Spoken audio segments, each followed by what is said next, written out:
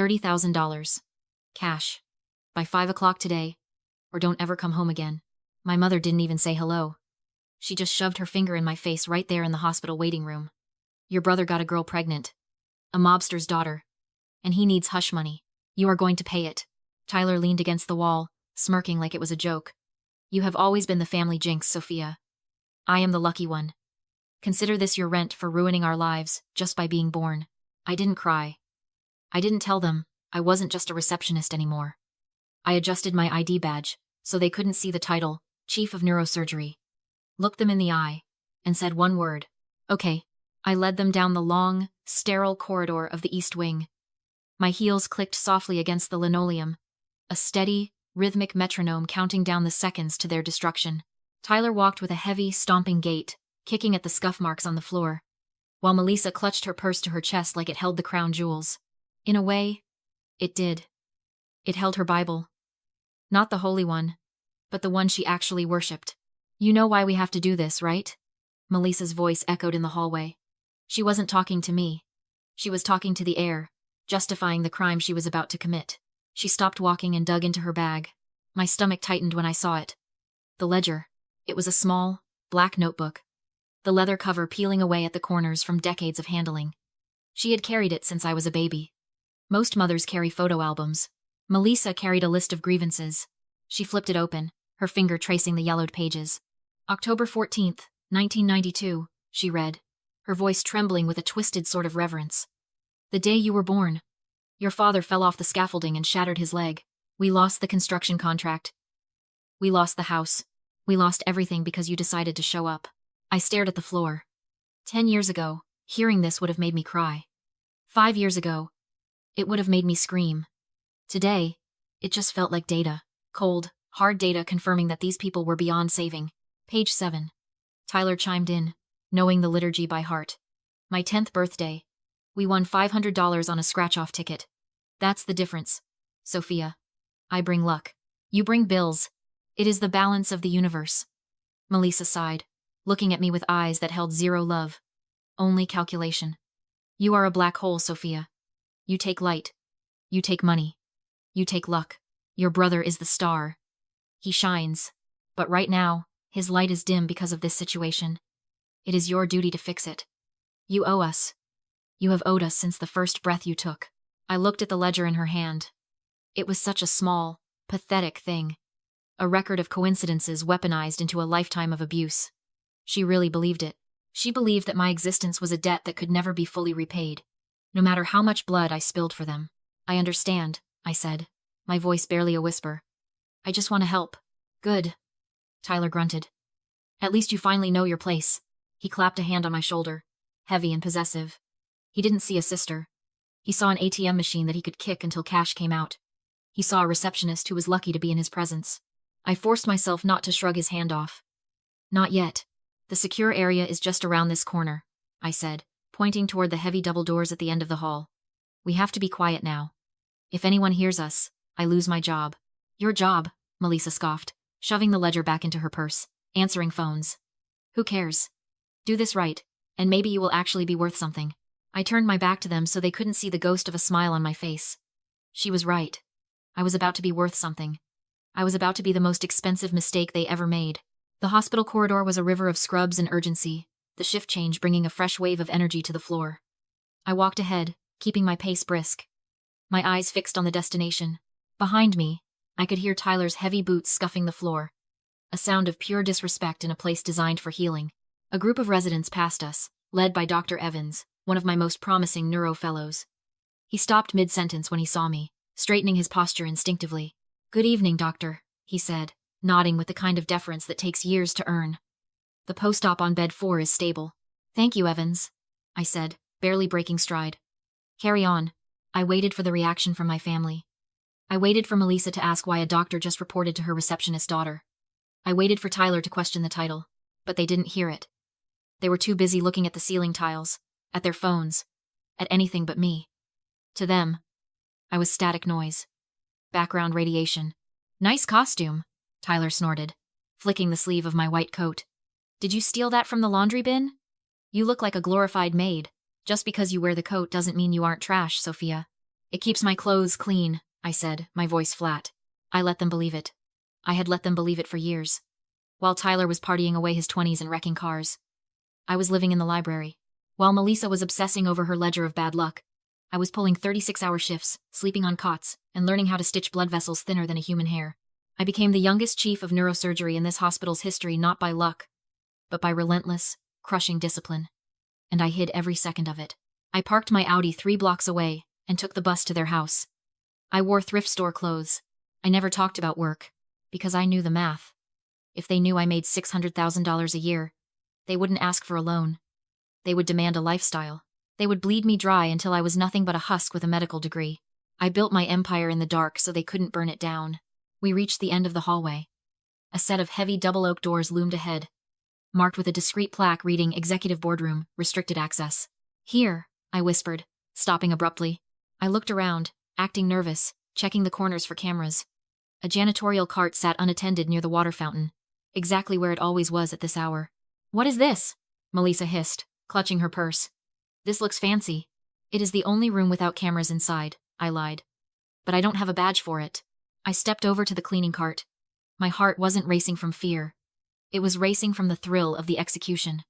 I spotted the heavy brass ring hanging from the handle. The master key set. I reached out and palmed the key, sliding it off the hook with a sleight of hand I'd practiced on nervous systems, not keychains. "Old man Henry," I whispered to Tyler, holding up the key. "He leaves it here when he goes for his smoke break at 6. We have 5 minutes before he comes back. Hurry." Tyler grinned, a nasty, predatory expression. "See? I told you she was sneaky. A little rat knows all the rat holes." "Just get inside," I said, shoving the key into the lock. The mechanism clicked. The heavy door swung open, revealing the plush carpet and the long mahogany table of the boardroom. They stepped inside, thinking they were sneaking into a closet to commit a petty crime. They had no idea they were walking into the courtroom where they would be tried, convicted, and sentenced. Tyler wasted no time making himself at home in the lion's den. He dropped into the leather executive chair at the head of the table, my chair, and spun around once, laughing like a child who'd found a new toy. Then he slammed his dirty work boots onto the polished mahogany surface. The sound echoed in the quiet room. A desecration. "Nice digs," he said, looking around at the panoramic view of the city skyline. "I guess they spend all the budget on the big wigs and leave you scraping by at the front desk, huh?" "Something like that," I said. Melissa was pacing, her eyes darting to the expensive artwork, the crystal water pitcher, the sheer scale of the wealth in the room. I could see the gears turning in her head. She wasn't impressed. She was covetous. She was calculating how much of this could be hers. "So," Tyler said, linking his hands behind his head. "Change of plans. 30,000 covers the problem with the girl. But I have had a hell of a week, Sophia. The stress. The anxiety. It is taking a toll on my health." He grinned, showing teeth that hadn't seen a dentist in years. "I need a vacation. Let's make it 35,000. My pulse held steady. He was doing exactly what I predicted. Greed is a predictable mechanic, like gravity. "Tyler," I said, keeping my voice trembling just enough to sell the fear. "I can't just pull 5,000 extra dollars out of thin air. The cash drawer doesn't have that much." "Don't give me that," he snapped, swinging his legs down and leaning forward. The playful brother act vanished, replaced by the thug. "You work the system. I watch the movies. I know how it works. There are charity funds, right? Donations for the sick kids? Just move some numbers around. Cook the books. Nobody misses a few grand in a place like this." There it was. The solicitation. He wasn't just asking for a loan. He was explicitly instructing me to commit embezzlement and charity fraud. "You want me to steal from the hospital?" I asked, needing him to say it one more time. "For clarity, I want you to fix this," Melissa interrupted. She walked over to me, her face hard. "Don't look at me like that. You think you are too good to get your hands dirty? Your brother is in trouble because the universe has been punishing him since the day you were born. You owe him this. If you have to lie, cheat, or steal to balance the scales, you do it. That is your penance." She grabbed my shoulders, her nails digging into my skin through the white coat. "Do it, Sophia. Or you are dead to me." I looked at her hands. The hands that should have comforted me when I scraped my knees, but instead pushed me away. The hands that held the ledger of doom. "Okay," I whispered. "I will do it." Melissa released me, a smug look of satisfaction settling on her face. She thought she had broken me. She thought she had squeezed the last drop of utility out of her disappointment of a daughter. "Good girl," Tyler sneered. "Stop stalling. Get the money. I can't access the cash, I said, walking over to the filing cabinet in the corner. But I have access to the vendor payment system. I can cut a check. I opened the drawer. Inside sat a single file folder I had planted there 3 hours ago, right before I left for the family gathering. I knew they would come. I knew they would demand. I pulled out the document. This is the only way, I said, turning back to face them. We have to do it on paper. I slid the single sheet of paper across the polished mahogany. It glided over the wood with a soft hiss, stopping perfectly in front of Tyler. What is this? He asked, squinting at the dense text. I don't do paperwork, Sophia. I want cash. Cash leaves a trail. I lied smoothly. You think I can just walk out of here with a bag of money? This is a hospital, not a casino. We have auditors. We have cameras. If you want the money, we have to make it look legitimate. I tapped the header of the document. Vendor procurement invoice, Class A surgical supplies. I manage the inventory logs for the neurosurgery department. I explained, leaning against the filing cabinet, crossing my arms to hide the shaking of my hands. Not from fear, but from the sheer adrenaline of the kill. I have listed you as an independent contractor. A supplier. Tyler picked up the paper, his eyes scanning the lines. Supplier for what? Surgical-grade titanium cranial screws, I said. A box of 50. The current market rate is $35,000. Tyler whistled low. 35 grand for a box of screws? You guys are running a racket. It is specialized equipment, I said. The system is automated. Once a vendor invoice is signed and countersigned by a department head, the funds are wired within 24 hours. No questions asked. It just looks like another expense report. I watched the greed bloom in his eyes. It was a physical transformation. His posture relaxed. The thug act dropped, replaced by the smug businessman he always pretended to be. He liked this. It felt sophisticated. It felt like white-collar crime, which to Tyler was just smart business. So I just sign this? He asked, tapping the signature line. You sign as the vendor, confirming delivery of goods, I instructed. And Mom signs as the witness to the transaction. That way, if the internal auditors ever flag it, I can say the goods were received in the presence of a third party. It covers my tracks. Melissa stepped forward, peering at the document. Is it safe? I don't want the police coming to the house. It is perfectly safe, I said, my voice steady as a flat line. It is just an internal billing form. Nobody looks at these things. They process thousands a day. It was the same tone she used to use on me when I was a child, convincing me that giving up my birthday money to pay for Tyler's speeding tickets was for the family. Just sign here. Sophia. It is the right thing to do. Now. I was the one holding the pen. 35,000. Tyler muttered, doing the math. That covers the girl, plus my vacation. Nice. He grabbed the heavy, expensive fountain pen from the desk set. He didn't hesitate. He didn't read the fine print. He just scrawled his signature across the line labeled vendor certification. The scratching sound of the nib against the paper was the loudest thing in the room. It sounded like a lock clicking shut. There, he said, tossing the pen down. Easy. Your turn, I said to Melissa. She picked up the pen. She hesitated for a fraction of a second, her superstition flaring up. She looked at me, searching for the jinx, for the bad omen, but all she saw was a compliant daughter in a white coat offering a solution to her golden child's problem.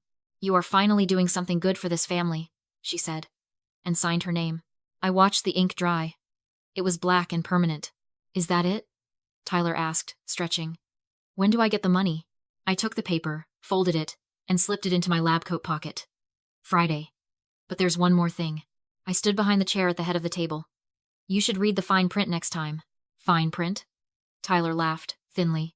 Sophia, stop being weird. Just cut the check. I'm not cutting a check, I said steady. Clinical. And you're not getting $35,000. His smile died. What? Federal law, I said, tapping my pocket. You didn't sign a piece of paper. You signed a vendor certification invoice attesting you delivered Class A medical devices to a federally funded hospital. Tyler shifted, suddenly wary. You didn't deliver anything, I continued. That's vendor fraud. And because it's over $10,000 and involves wire transfers, it's wire fraud. You told us it was safe, Melissa blurted. I lied, I said. You were too greedy to check. Tyler surged to his feet. Give me the paper. Now. It's too late, I said. That signature isn't ink. It's a shackle. You walked in with a debt problem. You're leaving with a felony problem.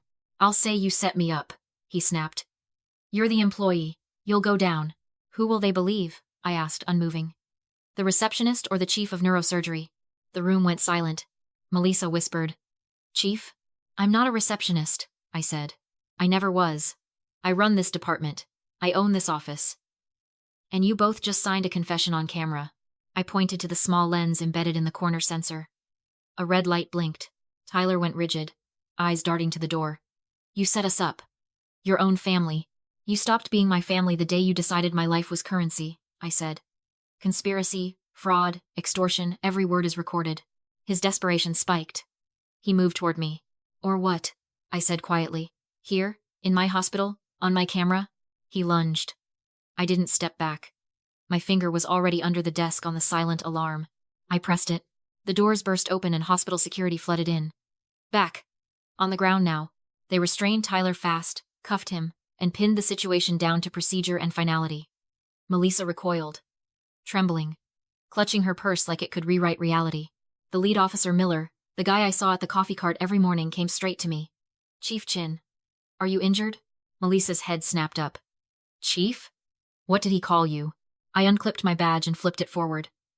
Sophia Chin, MD, PhD. Chief of Neurosurgery.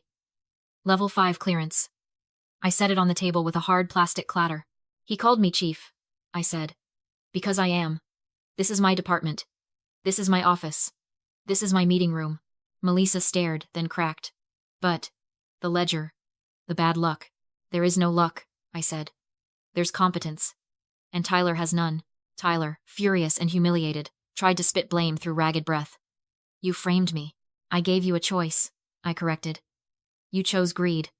Then you chose violence. I looked at Miller. Take him to the 4th precinct. Charge him with assault and criminal trespass. He attempted to attack a hospital administrator in a secure zone. We have video. Done, Miller said, signaling his team. Tyler shouted over their grip. Sophia! I'm your brother. I picked up the signed invoice like a blade. And hand this directly to the FBI field office. Tell them it's a confessed conspiracy involving wire fraud and embezzlement. Tyler collapsed into pleading. Melissa grabbed my sleeve. Please, he's your brother. He's the lucky one. I pulled free. He's not lucky. He's a felon. And if you don't leave this hospital right now, you'll be treated as an accessory. She didn't argue. She ran. Ban them, I told Miller. If they return even the parking lot, arrest them. The doors shut. Silence returned, the expensive kind. My phone buzzed. Bank of America direct deposit received. $48,250. I stared at it. He'd burned his life down for less than what I make in 3 weeks. On the floor, Melissa's ledger of doom lay open, years of dates and blame. I picked it up, found Tyler's lighter, and burned the pages until the guilt turned to ash. I'm not the jinx, I said to the empty room. I'm the surgeon. I cut out the rot. Another buzz. Miller again. Tyler was in custody at the 4th precinct. No bail. And he had an outstanding assault warrant in Nevada. A trespass warning was issued for my mother. I checked my watch. 6:45 p.m. Rounds in 15 minutes. A craniotomy in the morning.